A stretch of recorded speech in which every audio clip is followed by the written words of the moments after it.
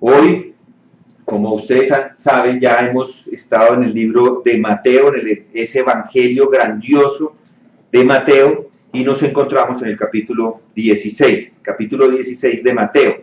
Este es uno de esos grandes capítulos, y ya lo había dicho antes, es un capítulo que tiene muchas doctrinas adentro, muchas doctrinas que podíamos pasar horas, días inclusive meditando en ellas.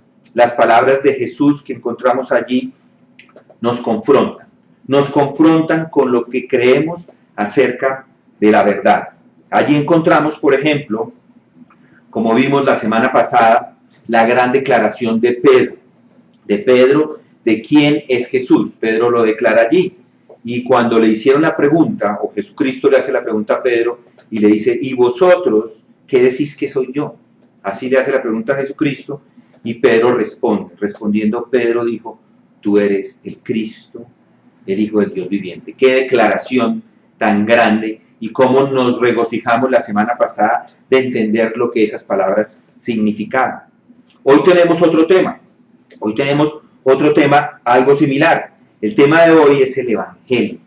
Al igual que la semana pasada, inicié haciéndoles una pregunta de qué cree usted que es Jesús. Hoy quiero hacer una pregunta similar. ¿Qué cree usted que es el Evangelio? Esa es la pregunta.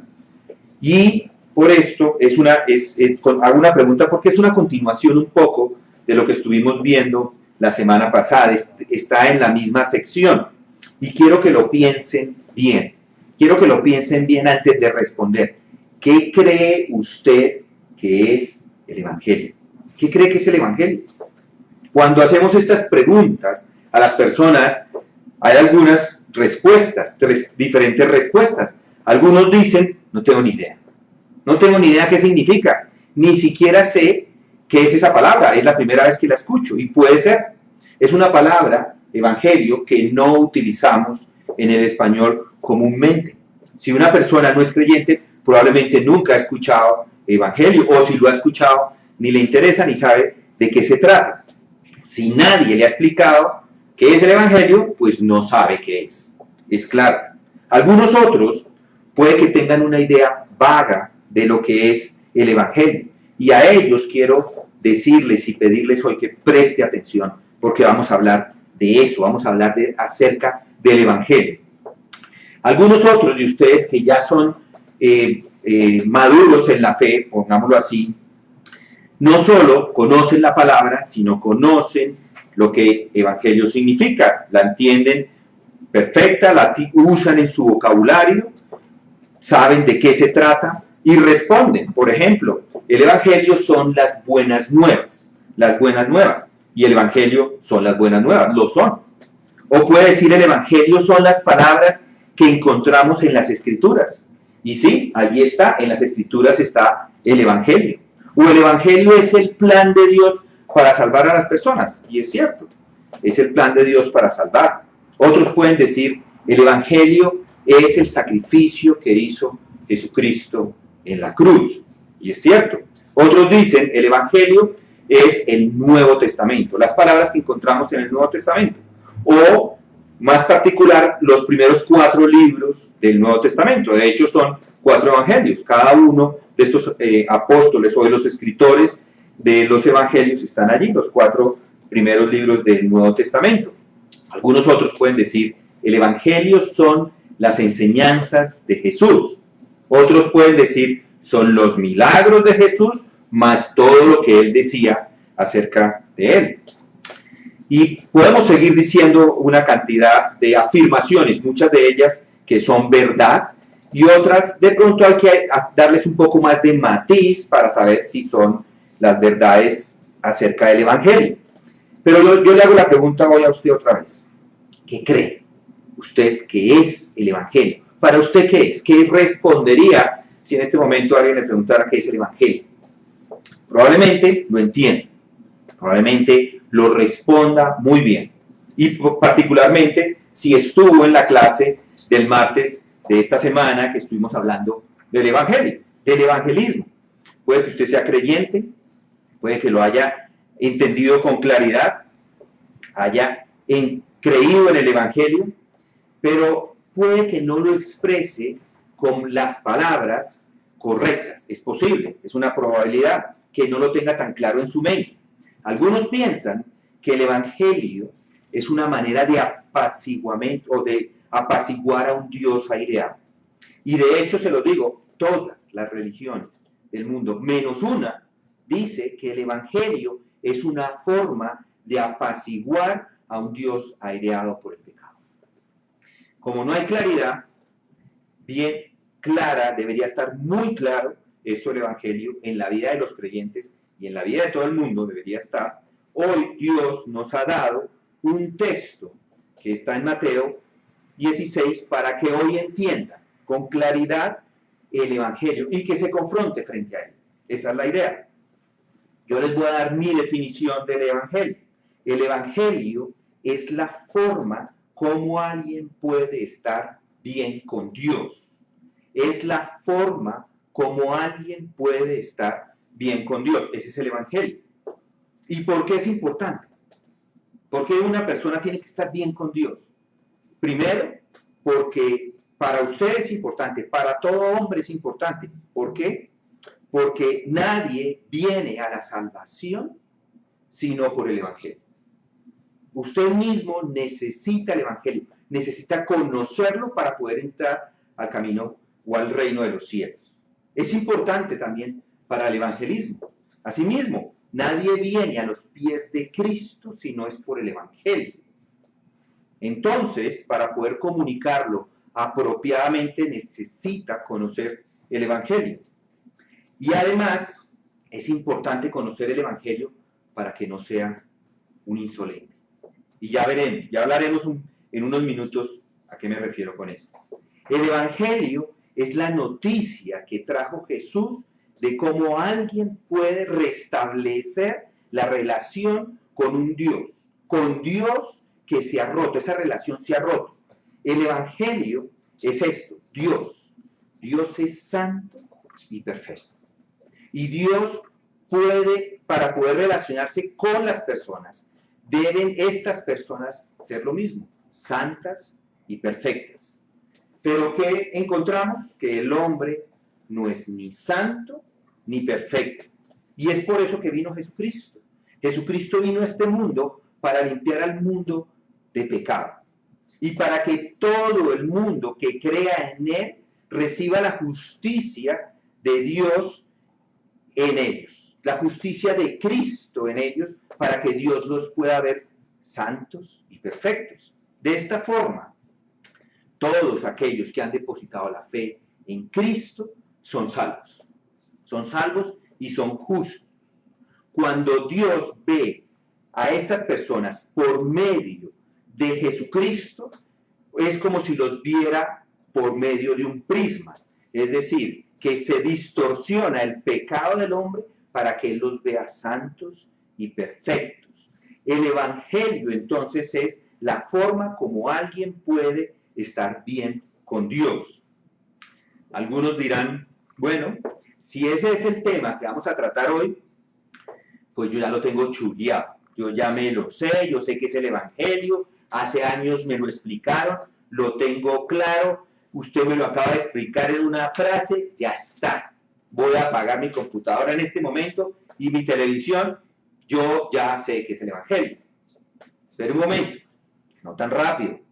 Hoy veremos que un hombre estuvo al lado de Jesucristo por 3 años. Este hombre falló en su entendimiento de que es el Evangelio. Este es el mismo hombre que cuando Jesús le preguntó, ¿y ustedes qué creen que soy yo? Él mismo contestó, dijo, tú eres el Cristo, el Hijo del Dios viviente. Piensen en eso. Es como si este hombre hubiera estado en el mejor de los seminarios del mundo, con el mejor de los profesores del mundo, con el profesor más claro, el más preciso, al que no le sobraba ni una sola palabra cuando hablaba, que ni le faltaba ninguna palabra cuando hablaba, el comunicador de los comunicadores. Y al final de los 3 años de seminario, le hicieron el examen final y se rajó. Así es, veremos que este hombre que vivió con Jesús por días. Él vivía diariamente con él por 3 años. Y cuando tuvo la oportunidad de demostrar que sabía que era el Evangelio, perdió el examen. Él perdió el examen final. No que el examen final era difícil de contestar, o que la pregunta que le estaban haciendo era una pregunta rebuscada. Esa era una pregunta, era la pregunta del examen final, era una pregunta muy profunda, pero muy fácil de contestar. Si en ese momento le hubiéramos hecho la pregunta a Pedro, ¿qué es el Evangelio? Él se hubiera sacado un 0.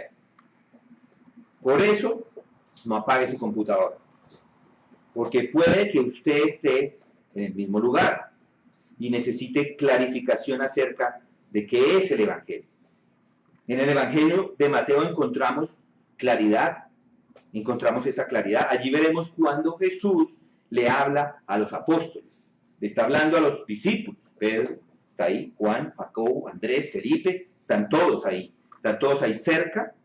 Jesús les declara y les explica el Evangelio, pero ellos fallan a su entendimiento.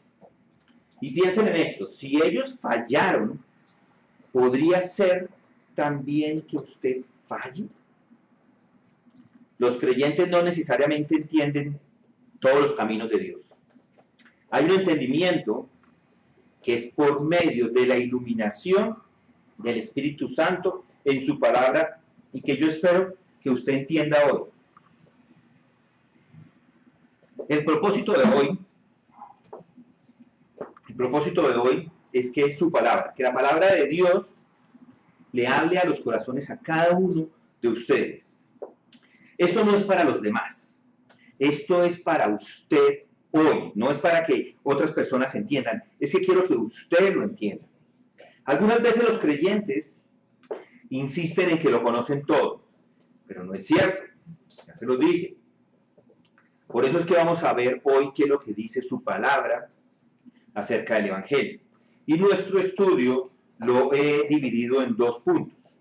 La declaración del Evangelio, versículo 21, y la declaración del insolente, versículo 22 y 23. Entonces, vamos a hacer lectura. Mateo 16, versículo 21. Desde entonces Jesucristo comenzó a declarar a sus discípulos que debía ir a Jerusalén y sufrir muchas cosas de parte de los ancianos, de los principales sacerdotes y de los escribas, y ser muerto y resucitar al tercer día. Y tomándole aparte, Pedro comenzó a reprenderle diciendo: no lo permita Dios, Señor, eso nunca te acontecerá. Pero volviéndose él dijo a Pedro: quítate de delante de mí, Satanás, me eres piedra de tropiezo, porque no estás pensando en las cosas de Dios, sino en las cosas de los hombres. Y noten ahí, versículo 21, desde entonces, esto lo escribe Mateo para mostrar aquí que hay un cambio en el ministerio de Jesús. Aquí comienza una nueva etapa en esa carrera ministerial, terrenal del Rey de Reyes, el Mesías.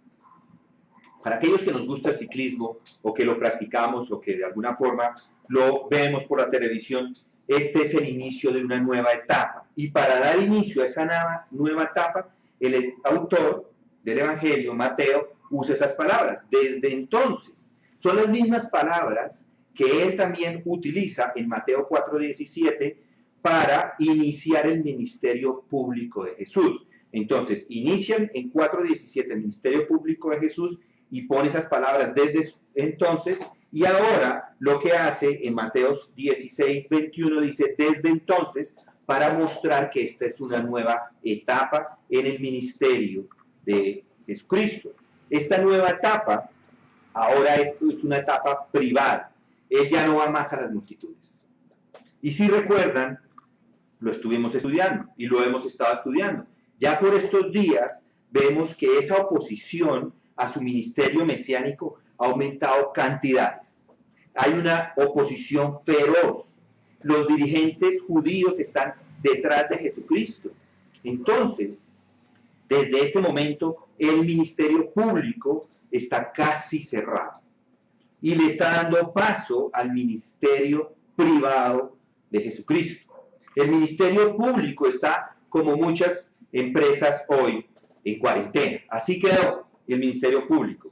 Y lo hemos visto a lo largo de los textos que hemos estado estudiando estas semanas.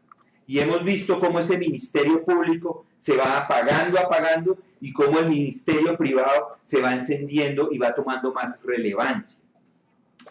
No que ya no hable más a las multitudes, eso no lo hace Jesús, pero ya no son parte de su ministerio principal. Y noten ahí el texto. Desde entonces Jesucristo comenzó a declarar a sus discípulos, y paremos ahí. En estas palabras encontramos la declaración más clara, más sucinta, más enfocada, más precisa del Evangelio.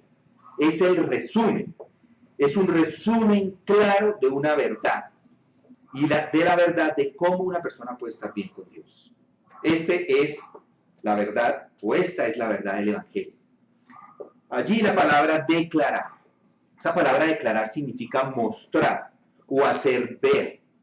Esa palabra, el mismo Juan el apóstol también la utilizó en el Apocalipsis para hablar de las visiones que le fueron dadas. Allí vemos que Dios le declaró, le mostró, le hizo ver a Juan todos los hechos de los últimos tiempos.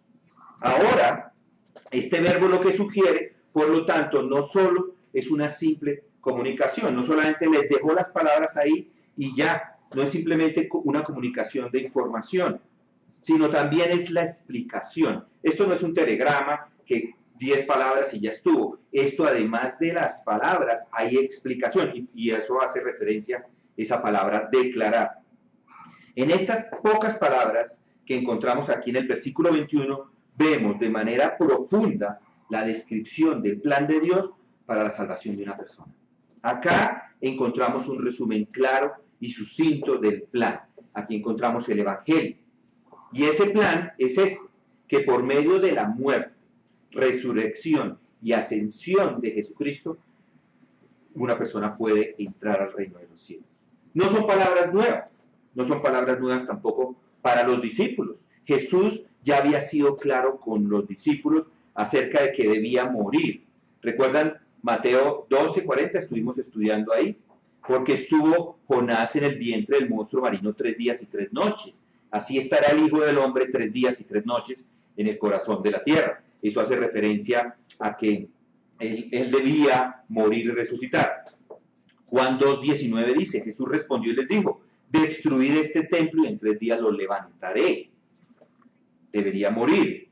En Juan 12:7 dice, entonces Jesús dijo, déjala para que lo guarde para el día de mi sepultura. Es decir, que los apóstoles, los discípulos, sabían de su muerte. Él ya les había comunicado que él debía morir y debía resucitar.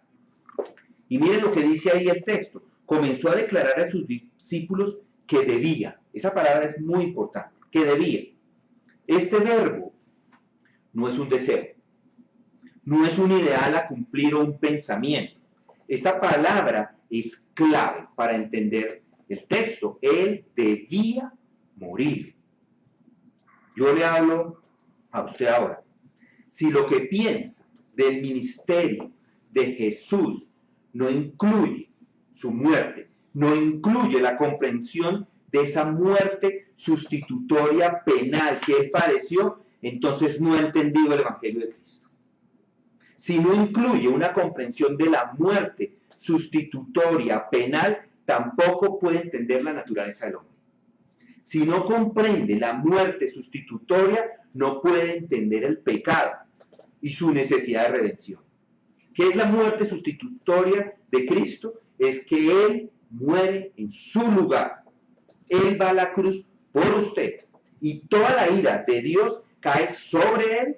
La ira que debería caer sobre usted, cae sobre Cristo. Por eso es que es sustitutoria, porque Jesucristo es el sustituto. Él es el que toma el lugar para que la ira de Dios no caiga sobre usted, sino caiga sobre Él. Para que la ira de Dios que usted se merece por sus pecados no vaya sobre usted, sino vaya sobre Cristo. Por esto es que Jesucristo debía ir a morir a Jerusalén, para que Él fuera el sustituto por usted. Aunque esta palabra, la palabra que debía en el original expresa toda clase de necesidad, aquí con claridad nos lo muestra, nos expresa esa misericordia, esa voluntad de Dios de ir. Él tenía que ir a Jerusalén. ¿Qué tal que si Él no hubiera ido, no habría salvación? Estas cosas tenían que ocurrir. Y Jesús mismo quería que sucedieran, porque sin ellas, si Él no estaba en Jerusalén y moría, Él no podía redimir al mundo. Era una necesidad. Es como la necesidad que tiene el hombre de comer el día, o si pasa semanas, digamos, de no comer se muere. Es una necesidad. Es una necesidad de tomar agua. Si una persona no toma agua, se deshidrata y se muere. Es una necesidad respirar. El día que nos quitan el oxígeno, nos ahogamos y nos morimos. Los órganos, lo que tenemos por dentro, deben funcionar, porque si no funcionan, usted se muere. Es una necesidad. Y esa es la idea acá. Es la idea. Él debe ir a Jerusalén. Era necesario. No es algo a cuestionar, no es algo a argumentar. Esa palabra, en el original, lo expresa con claridad. Esa palabra expresa obligación, es un mandamiento a cumplir, es una orden. Él tenía que irse para allá. ¿Y por qué debía? Porque era necesario. Primero, porque Adán pecó. El Mesías debía morir en el lugar del ser humano. Debía morir como rescate por muchos. Mateo más adelante nos lo dice, Mateo 20:28. Así como el Hijo del Hombre no vino para ser servido, sino para servir y para dar su vida en rescate por muchos. Debía morir. Jesucristo debía morir y derramar su sangre, porque sin derramamiento de sangre no hay perdón de pecados. Dice Hebreos 9:22. Él debía morir porque había un decreto en el cielo antes de la fundación del mundo, nos lo habla, de la cual nos habla Efesios 1, 4 y 5. Dice, según nos escogió en Él antes de la fundación del mundo para que fuésemos santos y sin mancha delante de Él en amor. Nos predestinó para adopción como hijos para sí mediante Jesucristo, conforme al beneplácito de su voluntad. ¿Cómo somos santos y sin mancha delante de Dios? Lo podemos ser por medio de Jesucristo. Por eso es que Él debía morir. Además, era necesario que Él muriera porque Él debía cumplir una promesa. Dios lo promete. En Salmo 16 y Salmo 22, Isaías 53, ya lo estudiamos antes. Estos textos y otros más profetizaban que Dios debía enviar a su Hijo a morir en la cruz. Era una promesa que Él hace en el Antiguo Testamento y la va a cumplir. Entonces Jesucristo debía ir a Jerusalén a morir. Y a Jerusalén, particularmente esa ciudad, debería ir a esa ciudad, y si cambiaba de plan, si cambiaba de ciudad, lo que era necesario no se hubiera dado. Si Él no hubiera ido, los seres humanos no tendríamos un Salvador. No habría una reconciliación de los santos. Nadie, óiganme esto, nadie en el Antiguo Testamento, ni en el Nuevo Testamento, ni después del Nuevo Testamento estaría en el cielo, si Él no hubiera ido a Jerusalén. Nadie después de Adán podría ir al cielo, porque el único camino al cielo es Jesús. Y Él debía ir allí a morir. Si no hubiera ido, Dios sería un mentiroso, porque habría prometido que esto sucedería y no hubiera pasado. Si no hubiera ido Jesucristo a Jerusalén, no hubiera podido derramar su sangre por su pueblo. Recuerden que nadie es salvo a menos que crea en que Jesucristo murió por sus pecados. Y algunos se preguntarán en este momento, ¿qué pasa con todos aquellos en el Antiguo Testamento que no conocieron a Jesús? Bueno, ellos también se salvan creyendo en la promesa de su venida. y esto lo vemos en Hebreos 11. Todos en el Antiguo Testamento, todos en el pasado, cuando miran a la cruz, cuando miran a Cristo, esa es la manera de salvarse. Y en el Nuevo Testamento, todas las personas que vivieron en el Nuevo Testamento y todos los que han vivido en estos últimos 2000 años, se salvan en mirar lo que sucedió en la cruz en el pasado. Si no, este hombre, Jesucristo, hombre Dios, Jesucristo, si Él no va a Jerusalén a morir y no llega allí, su muerte no se da, si no entra a Jerusalén no hay esperanza. Él debía ir a Jerusalén. Jerusalén era una hermosa ciudad, como dice el salmista, el gozo de toda la tierra, dice Salmo 48:2. Es el monte de Sion, a los lados del norte, la ciudad del gran rey. Hermosa ciudad. Pero lo que es triste es que siendo esta ciudad, la ciudad escogida por Dios, para que su pueblo allí existiera y se quedara, para poner el templo, para que el rey de Israel viviera, sería la misma ciudad donde padecería el rey de reyes. El mayor rechazo se dio en Jerusalén. A lo suyo vino y los suyos no le recibieron. Pero no olviden esto, que Él va a venir. Él va a venir un día, en el futuro, cuando Jesús el Mesías hará su verdadera entrada triunfal en Jerusalén, cuando regrese con poder y gran gloria.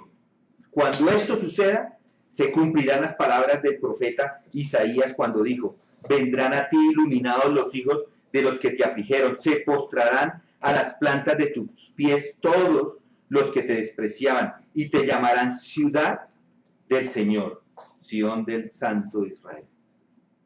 Bueno, entonces Jesucristo tenía que ir a Jerusalén y sufrir. Noten ahí el versículo 23, y sufrir muchas cosas de parte de los ancianos, de los principales sacerdotes y de los escribas, y ser muerto y resucitar al tercer día. Esto, ¿qué quiere decir? Esto del tercer día, ya lo hablé en uno de los devocionales de las mañanas. Esto del tercer día no es que el Señor permaneció 72 horas en la tumba, porque si fue crucificado el viernes, entonces no cuadraría, porque el texto dice 3 días. ¿Cómo es que son 3 días? Bueno, ya lo expliqué, porque la manera judía de contar el tiempo para cualquier parte del día equivalía a un día completo. Entonces, viernes, sábado y domingo son los 3 días, ya tenemos la solución. El texto dice que el Señor resucitó al tercer día. No solo murió, sino que también resucitaría, y enfáticamente dice resucitó al tercer día. El tiempo de los 3 días es muy importante porque predice el tiempo exacto. Jesús sería resucitado, no en un futuro indefinido o incierto, sino específicamente en un día, en el tercer día. Jesús ve el futuro con una visión directa para Él solamente porque nadie más había profetizado de que Él estaría 3 días muerto. Lo único que encontramos en el Antiguo Testamento acerca de esto es la analogía del tiempo que permaneció Jonás en el vientre de este gran pez. Pero Jesús permanecería 3 días, pero sería resucitado. Y les digo, mis hermanos, el acontecimiento de la resurrección es fundamental para la fe cristiana. De esto habla el sermón de Pedro más adelante en el libro de Hechos, en el día de Pentecostés, Hechos 2. Todo el argumento de Pedro se basa en el hecho de la resurrección de Jesucristo. Los otros apóstoles, a través de su ministerio, fue lo que hicieron, predicar acerca de la resurrección de Jesucristo. Ellos proclamaron de que fueron testigos de la resurrección. Recordemos las palabras de Pedro a los judíos, y estas palabras fueron claras e impresionantes. Él les dice: mas vosotros repudiasteis al santo y justo y pedisteis que se os concediera un asesino, y disteis muerta al autor de la vida, al que Dios resucitó entre los muertos, de lo cual nosotros somos testigos. Así fue. La nación de Israel, que oficialmente representaba estaba representada por sus dirigentes, rechazó al Mesías. Y el rechazo fue un rechazo oficial. Se llevó a cabo en la ciudad oficial del pueblo de Israel, Jerusalén, en su capital. En ese lugar se llevó a cabo la más grande de las atrocidades. Jerusalén, era la capital de la nación y su centro religioso. Entonces, fue oficial. Además, porque allí estaban aprobando esto los ancianos, los principales sacerdotes y los escribas. Y de estos tres grupos formaban el Sanedrín, que era el concilio judío. Pero no solamente ellos estaban allí también estaba Herodes, allí también estaba Poncio Pilato, allí también estaban los gentiles, Hechos 4:27.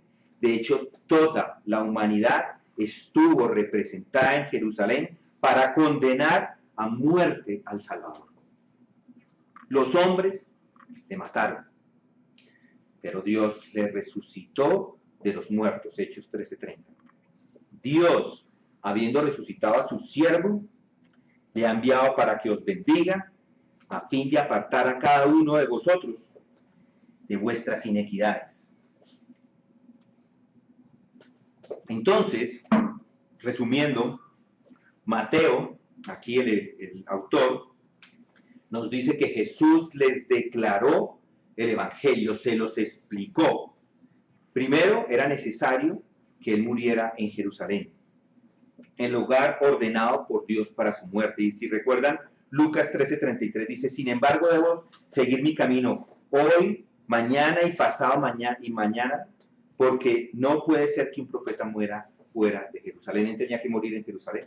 Era necesario que padeciera también por parte de los ancianos, sacerdotes y principales, y que fuera rechazado. De esto vemos también en Isaías 53. Y lo fue rechazado.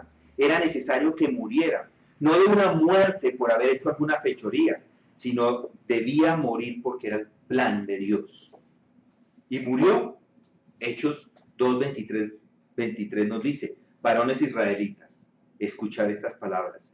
Jesús el Nazareno, varón confirmado por Dios entre vosotros con milagros, prodigios y señales que Dios hizo en medio vuestro a través de él, tal como vosotros mismos sabéis, a este, entregado por el plan predeterminado y el previo conocimiento de Dios, clavasteis en una cruz por manos de impíos, y oigan esto, y le matasteis.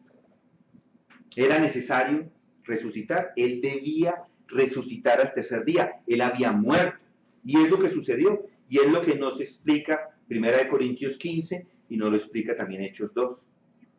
Entonces, lo que les está diciendo aquí Jesucristo a los discípulos es que era necesario. Es el Evangelio. Era necesario que Él muriera. Ese es el Evangelio. Esas son las buenas nuevas. Jesús debía morir para que ustedes vivan. Jesús debía morir para que Él se lleve sus pecados. Él debía morir y resucitar al tercer día para que ustedes resuciten para vida eterna. ¿Y qué dijeron los discípulos? Veamos la respuesta en versículo 23. Y la ha llamado la declaración del insolente. Y tomándole aparte, Pedro comenzó a reprenderle diciendo: no lo permita Dios, Señor, eso nunca te acontecerá. Estas palabras de Pedro acá son palabras que al principio, que a uno le parecería que no están tan malas, no, porque vas a morir. Pero si las analizamos un poco y estudiando un poco cada uno de los comentaristas, encontramos que son interpretadas de diferentes maneras. Después de todo, fue él quien pronunció su gran confesión. Y es posible que él se hubiera llenado de orgullo. Leemos la gran confesión en los versículos anteriores. Ya lo dijimos, que él es el que dijo que Jesucristo era el Cristo, el Hijo del Dios viviente. Entonces él se llenó de orgullo, de alguna forma, y se acercó a Jesucristo para decirle qué es lo que tiene que él hacer. Y así hay personas hoy, inclusive en este tiempo. Hay personas que con su conocimiento pueden decir cómo se deben hacer las cosas. Se ponen inclusive en mal genio cuando no se hacen como ellos quieren. Mis hermanos, el orgullo es insolente y es la peor de las características que alguien pueda tener. Si alguien dice, no, es que yo soy orgulloso, es lo peor. Es lo peor. También pudo haber sido porque Pedro era ignorante del Evangelio. Fue insolente por ignorancia. Y puede ser, Pedro refleja un entendimiento pobre de lo que es la mesianidad de Cristo. Y así hay hoy en día también personas. Hay personas inmaduras, con poco conocimiento, que creen que pueden decir cualquier cosa espiritual como si fueran maduros, pero no lo son. O simplemente, algunos otros pueden pensar que lo que quería Pedro era preservar a Jesús del sufrimiento, y por eso actuó de forma insolente. Él esperaba que el Mesías fuera un Mesías guerrero, un político. Puede ser que él estaba comprensivo del dolor que podría sufrir si él iba hasta Jerusalén, y esto parece muy noble de parte de él. No sabemos cuál es la motivación personal de Pedro. Lo cierto es que se convirtió Pedro en el medio a través del cual Satanás intentó impedir que Jesús cumpliese su misión redentora aquí en la tierra. La palabra que encontramos allí, tomándolo, significa tomándolo como para uno mismo, tomarlo aparte. La acción de Pedro implica protección o quizás superioridad. Y es la misma palabra que usa Lucas cuando Priscila y Aquila toman aparte a Apolos. ¿Lo recuerdan? Recuerdan que tomaron a Apolos para instruirlo privadamente acerca de la palabra, y dice, y comenzó a hablar con denuedo en la sinagoga. Esto es Apolos, pero cuando Priscila y Aquila lo oyeron, lo llevaron aparte y le explicaron con mayor exactitud el camino de Dios. Esto lo hicieron después de la predicación de Apolos, porque Priscila y Aquila se dieron cuenta que a Apolos le faltaba una comprensión más profunda de la verdad. Entonces, aquí en Mateo, vemos que es lo que está haciendo Pedro. Él está reprendiendo o reconveniendo al Señor, le está advirtiendo seriamente. Es lo que parece acá. Jesús está ordenando a los discípulos que no, inclusive es la misma palabra que encontramos en el 16:20. Él ordena a los discípulos que no propaguen la identidad que Jesús es el Cristo. Él los reprende. Es la misma palabra que está utilizando Pedro acá.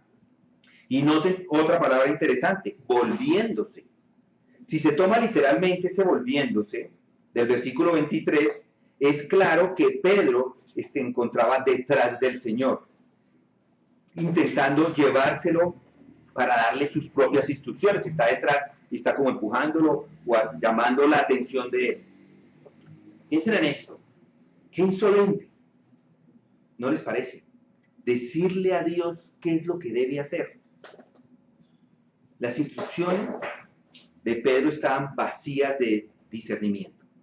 Pedro fue el primero en ascender al pináculo al entender la mesianidad de Jesús y el carácter divino de él como el Hijo del Dios viviente, pero al mismo tiempo, 4 versículos después, es el primero en tropezar, es el primero en ser piedra de tropiezo.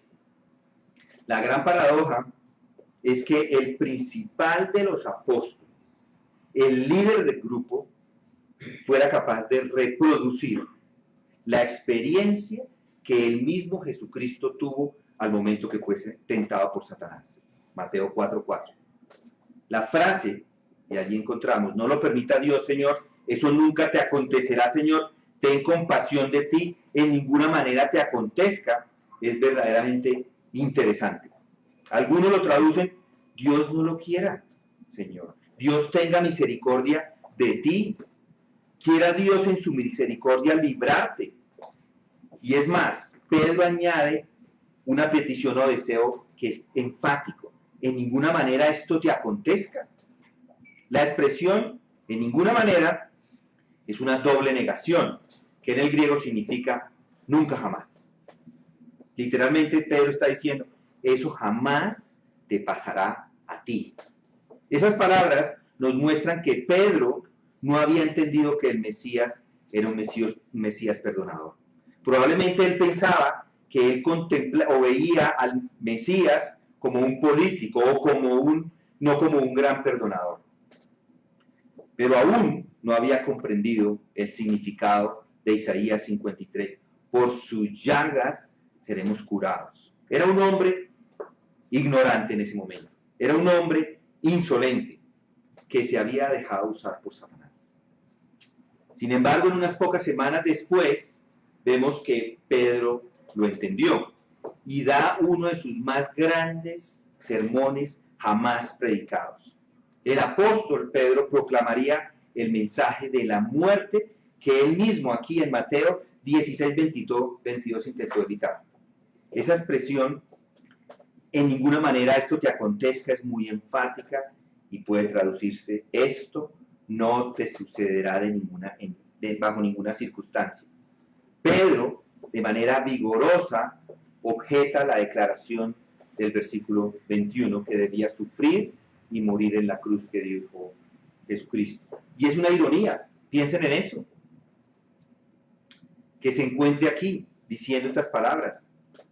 Si él lo decía, si él estaba afirmando eso y si él estaba buscando eso, él estaba en ese momento condenándose. Era su perdición, era la perdición eterna. Si el Hijo de Dios, si Jesucristo no muere, no hay esperanza, ni para Pedro, ni para ningún ser humano.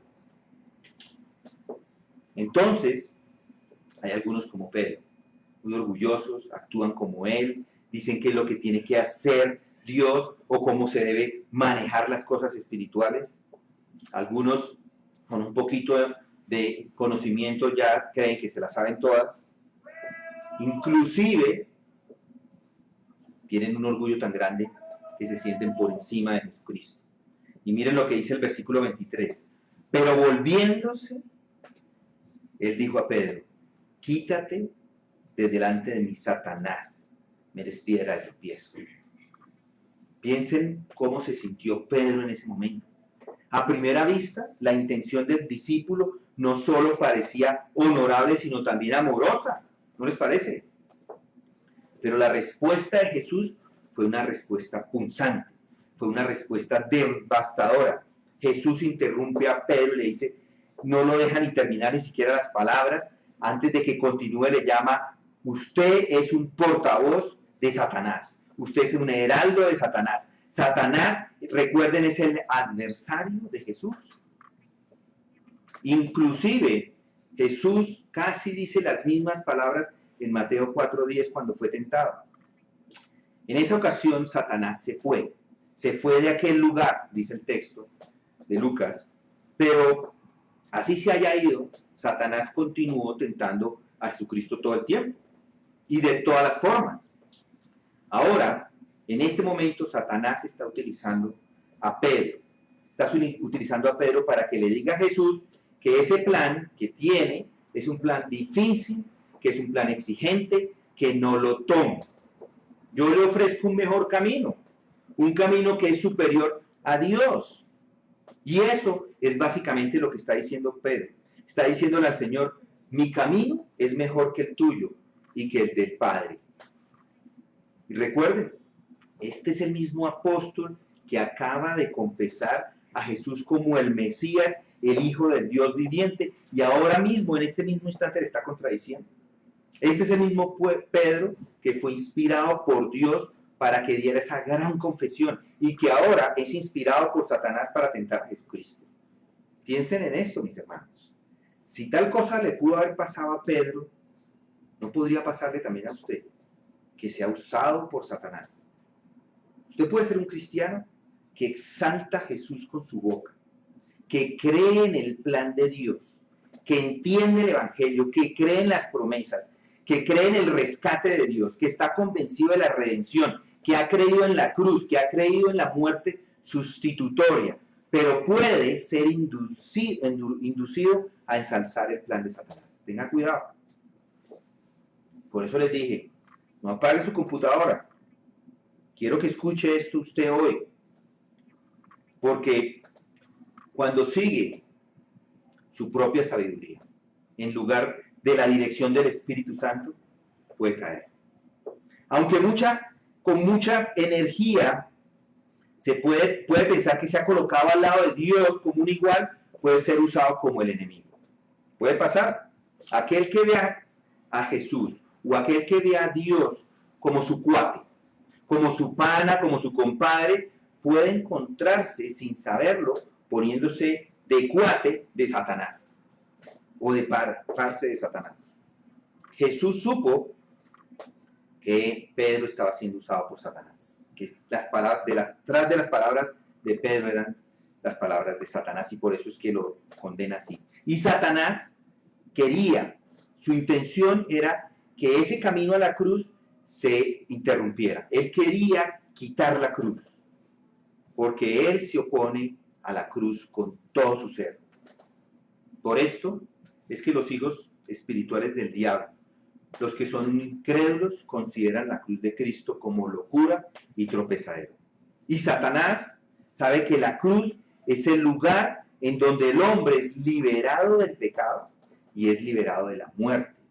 Satanás sabe que en la cruz es el único camino para pasar del reino de las tinieblas al reino de la luz. Es la cruz. De hecho, después de que Cristo muere en la cruz, Satanás trata de mantenerlo muerto, pero la tumba no lo pudo sostener allí. Piensen en eso. No ir a la cruz para Jesús era una verdadera tentación. Seguro. Él sabía que había una agonía, que iba a sufrir, y que esa agonía era una agonía que era casi insoportable en su cuerpo humano. Sabía que esa agonía lo iba a llevar, en esa agonía iba a llevar todos los pecados de todo el mundo. Sabía que ese dolor, no solamente en su cuerpo, sino ese dolor de haberse separado del Padre, así fuera por unas pocas horas. Por eso es que en el huerto de Getsemaní sudó gotas de sangre y oró. Dijo: Padre, si quieres, pasa de mí esta copa. Pedro había tomado partido a favor de Satanás y en ese momento se convierte en piedra de tropiezo para Cristo. Tropiezo es una expresión utilizada originalmente para decir que es una trampa para animales. Entonces, él se ha puesto en el sitio donde se coloca el cebo. Eso fue Pedro, una trampa para Jesús. Entonces ya vimos la declaración del Evangelio, versículo 21. La declaración del insolente, versículo 22 al 23. Y ahora mi pregunta es, ¿cuál es su declaración? ¿Cuál es su declaración? Quiero que responda esa pregunta. ¿Cuál es su declaración? ¿Por qué hago esta pregunta? Porque el texto nos lleva allí. Allí llevó a Pedro.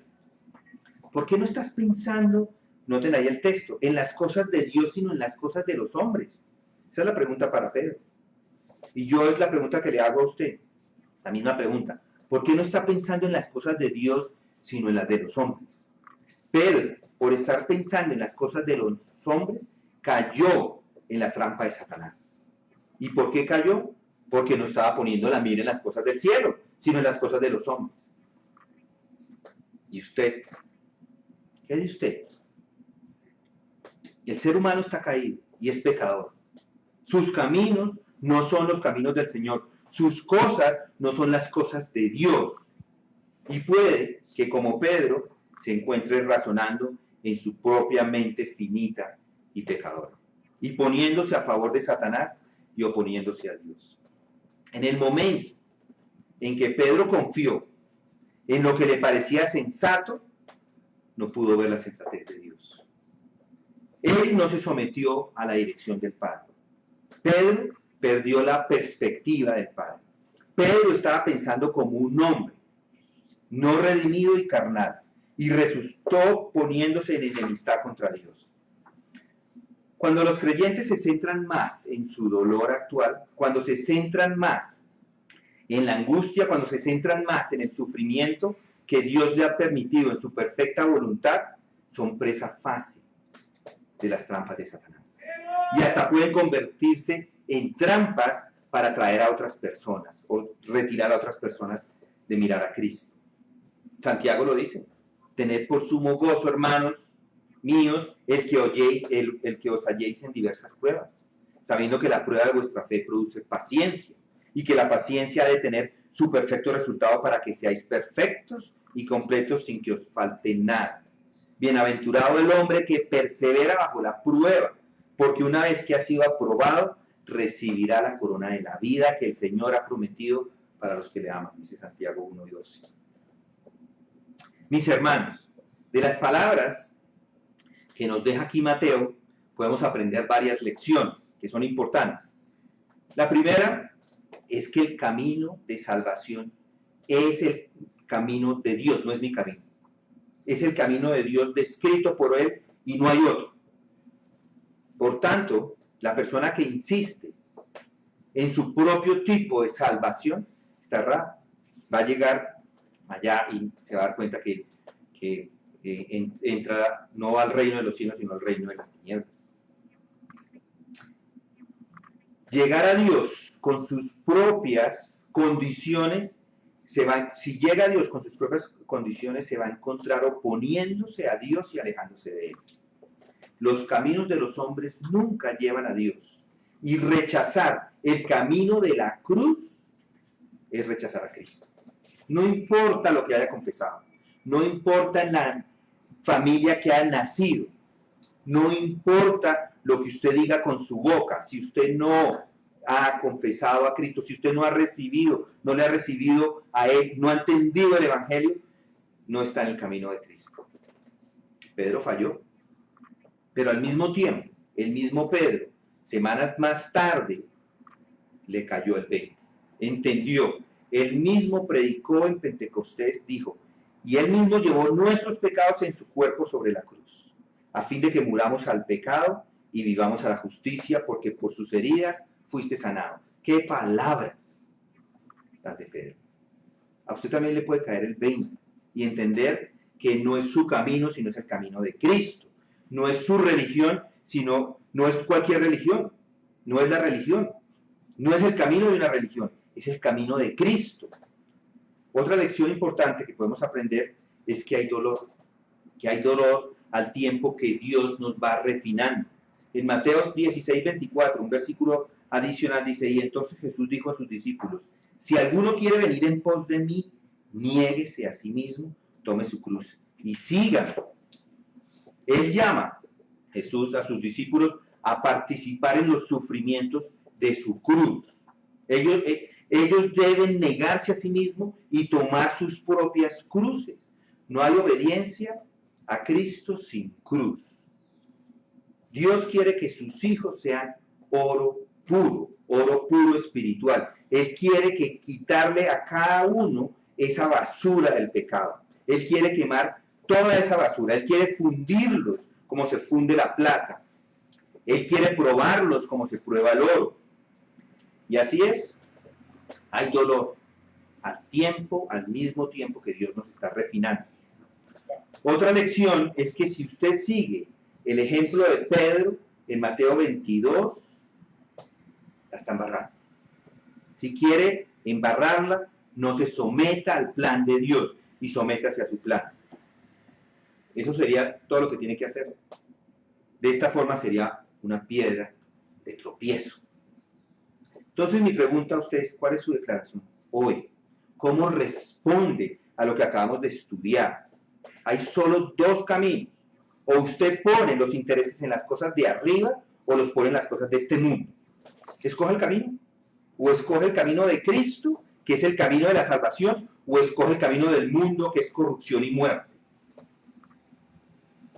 Otra lección es que usted puede confiar en Dios. Puede confiar en Dios porque si Dios hubiera hecho lo que dijo Pedro que hiciera, nadie sería salvo. Sus promesas, las promesas de Dios son verdad. Otra lección es que el Evangelio es claro. Y no debe solamente entenderlo, sino que debe predicarlo. Debe reconocer que usted mismo es un pecador que necesita un Salvador y debe predicar acerca de él. Debe reconocer que cuando Jesús vino, tuvo que morir porque era necesario para que pudieran ser perdonados. Ese es el punto del por qué Jesús viene. No solo a enseñarnos, viene a enseñarnos, sí, no solo a darnos un ejemplo, y nos dio un ejemplo, no solo para establecer su reino, y lo vino, pero si Él no muere, el cielo estaría desocupado. Así es, Él debía morir para que nosotros podamos ser reconciliados. Y Pedro lo entiende semanas después. Mi pregunta es, ¿lo entiende usted? ¿Está dispuesto a someterse a Jesucristo como su Señor y Salvador? ¿Está dispuesto a reconocer que es un pecador y que necesita un Salvador? ¿Está listo para someterse a Jesús como Señor y seguirlo? Independientemente de cuáles sean sus circunstancias, independientemente de cómo le vaya en el resto de su vida. Está dispuesto a alejarse de su pecado y egoísmo y alejarse de vivir para usted, para vivir para Cristo.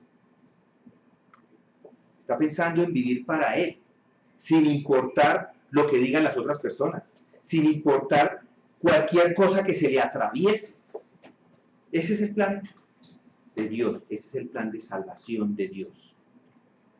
Cuando llegamos al libro de los Hechos, vemos que a Pedro lo entendió y lo dijo: no hay otro nombre sobre el cual los hombres puedan salvarse, porque no hay otro que fue perfecto y murió por nosotros.